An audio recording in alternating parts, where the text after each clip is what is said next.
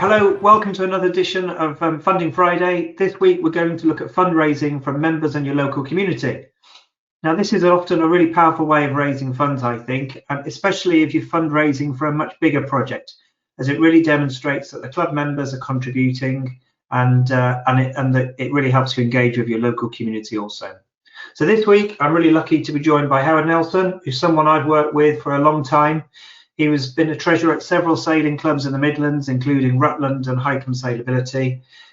He was the RYA regional chairman when I was in the Midlands, and also, really importantly, worked with me as an RYA sailing development officer, helping clubs in the Midlands secure hundreds of thousands of pounds through grants and other means of fundraising. So welcome, Howard. Finance and funding is also part of your day job, though, right? Yeah, absolutely. Good morning, Gareth. So I'm the chief executive of an educational organisation looking after schools. So amongst our schools, we raise money for schools through PTAs, through grants and through other means, just to try and make the experience better for the pupils who we look after.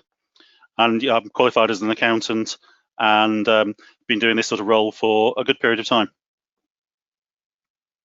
Fantastic. Right, well, we're going to be drawing on your skills and experience throughout the next 20 minutes or so, I'm sure, both in the sailing world and the educational sector as well. There's plenty of crossover there. So there are a couple of areas that we're going to explore today. Crowdfunding, getting donations from members, including, all importantly, gift aid, running a lottery or a raffle, and holding an auction or a product or promises, and organising fundraising events. So Howard, let's start with crowdfunding. Can you explain what this is all about, please? Yeah, so crowdfunding is where you use a website to organise a funding campaign.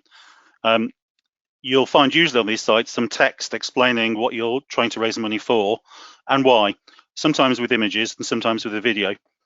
It then gives the option for people to give online. And one of the things I particularly noted of late is, I should say, Colonel Tom now, I heard this morning he's given an honorary colonelship, if that's the right word, 29 million as of this morning. So a really fantastic way and much more in the public eye. Yeah, he's been incredible, hasn't he? And yeah, well deserved. It deserves his colonelship, if that is the right term. Absolutely. I think what he's done kind of really shows that if you can create that emotional connection between the project, in his case the NHS and the funder or the person that's going to be creating the donation, then crikey, the money just absolutely rolls in, and his project is just the perfect example of that. Obviously with sailing clubs it's a little bit smaller scale, but it's still a really important point, that emotional connection. And Howard, we both worked with Leicester and Rutland Youth Sailing Association on a project, and in the end they secured just under £12,000 for new facilities through crowdfunding. And again, they did a great job of connecting, of that emotional connection. They talked a lot about the kids from the deprived area that would benefit from the improved facilities, and the sailability groups as well. BBC East Midlands picked up on the story, and it really took off from there. And one of the things they did was really have a real emotional connection. And actually by that, they actually used the fund raising campaign through crowdfunding to raise funds from others. People saw it and thought, wow, we want to be part of this project. And it really gave it a boost. I think the other advantage was it helped clarify their thoughts about what their project was, and told people, that it was successful. They'd raised quite a lot of money, gained a lot of publicity, and it was really a big help in achieving the overall objectives of raising cash for a new clubhouse. Yeah, it's going to make a massive difference there, isn't it? So, absolutely. So, yeah, good. Okay. What are the other benefits of crowdfunding that you can think of? Well, sometimes asking people for money is a bit cringeworthy, isn't it? And it's really quite difficult. With crowdfunding, it becomes a thing that's on the internet, and you don't have to have the stress of going around asking people for money. Ultimately, less stressful. Online payments really are very convenient and easy. And you can imagine people sitting at home now or in other periods and thinking, that's really good, I'll give some money towards the campaign. I also think crowdfunding can broaden the appeal of a campaign. So one of the things we found at Leicester was that people from all over the country who knew the organisation previously, and in some cases didn't, were able to contribute towards their campaign. So it was a much broader appeal. One of the things I think is really important, though, is social media. So getting the message out is crucial. if you just put a campaign on a crowdfunding website, nobody will see it. So that publicity is crucial, and telling people about it, vital. I suppose the other thing, which is quite useful, and you have to be careful with data protection, and that's all taken care of by the fund crowding sites, is you can get the details of the people in terms of their email addresses, and tell them about what you've been doing and keep them up to date with how their funds are being used. And very often they can become future supporters. So that's really, really useful. Finally, I'd say that most crowdfunding platforms have the ability to do gift aid. And gift aid is a good way of really getting extra money with very little effort. And perhaps we can pick up on that later on, Gareth. Yeah, absolutely. It is an important one. We will definitely come back to that. So I'll capture that point. Thanks, Howard. So as a quick guide to crowdfunding, just to try and summarize it, that loads of crowdfunding platforms you can use, find them online. Most of them will charge about 5% plus VAT, which is normally raised on a no success, no fee basis. So if you don't get your target, if you don't get your £10,000 for your project, then there's no, first of all, the donations won't come in, but you won't pay a fee anyway. So it's low risk. I think that's really important. So the majority of the sites work on this all or nothing basis, as I've just described, really. It means that if the project fails to meet its target by the set date, supporters who've pledged, who said that they're going to donate money, get their money returned effectively. Now, that's not the case for all crowdfunding websites. Some do have a keep what you raise option. So regardless of whether you hit your target, all those pledges, all those donations will be valid. But when we've looked at this, and in our experience, normally donors don't engage with those types of crowdfunding events as strongly as those that have got their the sort of the final target. So that's what we'd recommend, that you say, look, we need this figure, and it's a kind of all or nothing at all. So do have a good look on those crowdfunding sites and see what organizations similar to yours have been successful. There are some crowdfunding sites that specialize in certain types of projects, so do shop around. There's loads of options out there, yeah, have a good look at those. Okay, Howard, is there anything else that clubs should think about on that? Is there anything you can add? So it sounds like this might be a real magic bullet. We've all heard about Captain Tom raising £29 million, or Colonel Tom, but actually it's not just a magic bullet. It's like all the other fundraising efforts. It does take effort, but perhaps it's easier than some of the other, if you have to do a car wash or a other fundraising method, it's probably a little easier to set up. It's also important to promote the campaign both online and offline. So using social media, really important, but actually talking to your supporters. And with the Leicester project, a number of supporters gave money after they were pointed in the right direction by people talking to them. We all know about the different generations and how perhaps younger generations are more attuned and busier to using online things. Some of our other people we engage with perhaps aren't. So if you tell them about it, they'll get a much better chance of getting funding coming through. Personally, for me, it's a very much an easier way to give, and certainly for my children who are in their 20s, they would relate to this rather than more traditional ways of fundraising, perhaps. And I think it's important to think about your campaign as you're planning your crowdfunding campaign, and that goes for other fundraising too. But who you want to engage with, how you're going to engage with them, and actually then going and doing it. Yeah, that makes sense. It's important to get the right fundraising method for your target audience, isn't it? It's absolutely. Yeah, good. Okay, great. So let's park crowdfunding for now. But as you said, it's a powerful tool, and especially if that emotional connection can be leveraged. Great. Absolutely. Okay. So next up, you've already mentioned, Howard, gift aid earlier on. So let's pick up on that if we can, please. Do you want to tell us what it is and how it can help clubs that receive donations? So it's a government scheme, and it's one of these cases where the taxman will give you some money back, which has got to be good news, I think. Yep. So yeah. It's gift aid is an income tax relief designed to benefit charities and community amateur sports clubs by giving them 25p back in the pound for every pound donated by UK taxpayers. So if you imagine you raised £100, you can work the sums out yourself. Extra money for doing very little in many ways. But to be eligible, the organisation must be recognised by HMRC, as either a charity or a community amateur sports club. And donors will need to make a gift aid declaration before the donation is accepted by HMRC. There are some special exemptions for smaller fundraising schemes, and it's probably worth us talking about those, Gareth, later on. Yeah, let's come on to those separately because they're slightly different, as you've suggested. And so you said there that the organisation's got to be a charity or a CASC, which actually is perfect for us because plenty of our sailing clubs or sailability groups are charities or CASCs, so that Absolutely. Can work for us. It's definitely relevant. So can you give us a quick, simple guide to gift aid and how we could use it? So yeah, so payments to organisations that are not strictly gifts can be included, where the reward is minimal to the individual. But the one thing I must state is membership subscriptions aren't included. So if you try and do it on your subs, you're going to get into hot water with HMRC. There's some rules around it, and these will be on the screen, I guess, when we publish the video. But in terms of the value, and the scheme rules are 25% of the donation for contributions up to £100. £25 is the max for donations between £101 and £1,000. And then there's an overall maximum of 5% of the donation, up to £2,500 for donations between £1,001 and £2,500.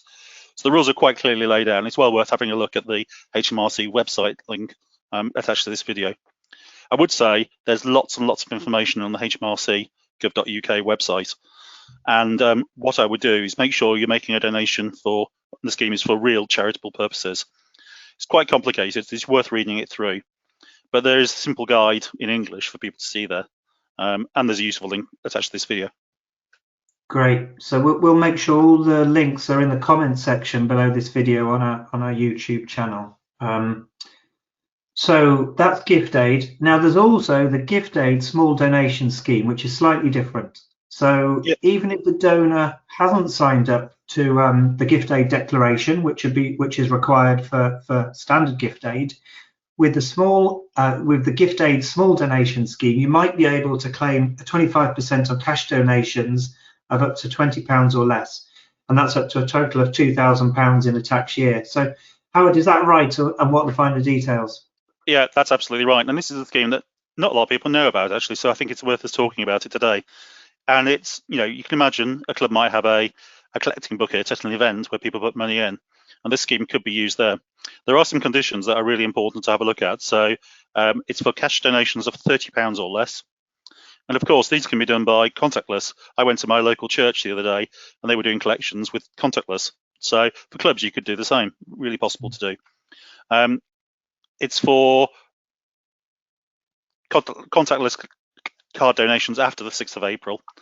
And you don't need a gift aid declaration. So the administration of the scheme is really simple. And you wouldn't get one for those small donations anyway. Yeah. There are some conditions though before you apply. So again, you need to be a charity or a CASC, and you must have claimed gift aid under the normal scheme. So there's sort of 3 or 4 things you have to think about. So you have to claim gift aid in the same tax year as you want to claim on the smaller scheme. You have to not had a penalty from HMRC in the last 2 years. And then you have to, the last 2 of the last 4 tax years, without a 2-year gap between, meet that condition too. So there are some sort of rules around it, but they're not terrifically complicated. And I suppose the only other thing to say is you only claim 10 times your gift aid claim. So what you can't do is claim hundreds of thousands of pounds on this scheme. It's for smaller amounts of money. And again, I think we'll have some links on the video at the bottom to show you the details of how you might do this scheme. Yeah, yeah, absolutely. We'll keep those links coming because we're talking about sort of fairly introducing these different schemes. We need to give everyone time to research these on the gov.uk website. So we'll make sure those are available. Okay, brilliant. All right, thank you. Let's park gift aid and have a look at running a raffle or a lottery. And this is another means of fundraising, which I think can serve not only as a good way of raising funds, but also a way of connecting a club's membership as well. It's kind of a great opportunity for that. So, Howard, technically, what is a lottery or raffle? So a lottery or raffle's really got 3 crucial ingredients. Firstly, it's a bit obvious, but I'll say it anyway. You have to pay to enter. Yeah. And there's always at least one prize. And then finally, prizes are awarded purely on chance. So a draw or a draw. There's nothing more to it than that, really, isn't there? As well as these elements of the lottery outlined above, they have something else in common. There is no regulation about the maximum price of the ticket, but all tickets must cost the same amount of money. So you can't have super prizes that have better odds than other prizes. The important thing is everybody has the same chance of winning. There are some rules and regulations around lotteries that are important to note, and we'll put some information up on the bottom of the video afterwards. But for some lotteries, you need a license. Probably for most of them, you'll do in the club. There is one exception, but nevertheless, think whether you need a license first and check it out. Your local authority, if you give them a ring, are responsible for licensing, and they'll always be very helpful in giving advice. Yeah, great, good. There's quite a few different sports clubs, rugby clubs and so on that run lotteries like this. But I did some digging around and found Royal Torbay Yacht Club, and they run 100 Club and have done for a number of years. And so I had a chat to them over the phone, and they told me about their project and how successful it was. So technically theirs is a private society lottery, and therefore it doesn't need a license, which is interesting, kind of picks up on one of your points there. What they do is they sell balls or tickets for £5 a month and offer monthly prizes of about £160 and a Sunday lunch in their restaurant. And then every 6 months there's a big prize of £590. So good, pretty attractive. I know, attractive prizes. I'm going to join. So far, or in a typical year, the club ends up raising about £1,000 a year from this, which is great. It's not a life-changing amount of money for the club as a whole, but what they're able to do is reinvest those funds into a grant scheme for young members to apply to, and they can get qualifications paid for, or help with their sales, or travel bursaries, that kind of thing. So it makes a big difference to those kids, which is great.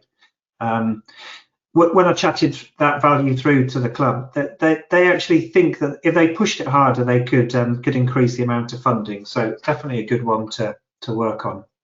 Their top tips were to make it attractive. They put 50% of the cash back into prizes, and as I just said, there's some decent prizes there. They do a good job of making it visible, so they always draw the winner at social events, which of course helps to sell tickets there and then. You can imagine people getting involved. And they always tell the membership who won through the club newsletter, so that visibility is ever so key. And the third thing for them is making it easy. So yes, they sell tickets at events, but for the regular customers, if we call them that, they've got a direct debit scheme, and that's just sort of £5 a month, just keeps rolling out. So it keeps working. And what we'll do is we'll make sure that there's more information on lotteries and raffles that you can be found in the comments section below. Great, brilliant. Okay, so that's raffles and lotteries done. Next up, we're going to have a look at running an auction, and that could be an auction of promises or actual products. And for me, it's a nice way to raise funds and get the membership, and really, really importantly, the local community involved. It's actually a nice way of promoting your club at the same time.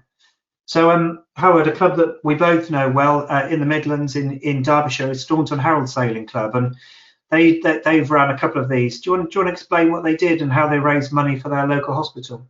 Yeah, so they organised a large social event, and they at the same time had an auction of promises. What they were trying to do is raise money for a piece of equipment for the hospital, costing around about £3,000, and also provide a little bit of funds back into the club. And they went around and used their contacts within their club and found lots of opportunities for prizes. So the prizes included things like a holiday week away in France in somebody's chalet. Obviously, they own the chalet, so there was no actual cost to delivering the prize. But wow, what a fantastic prize!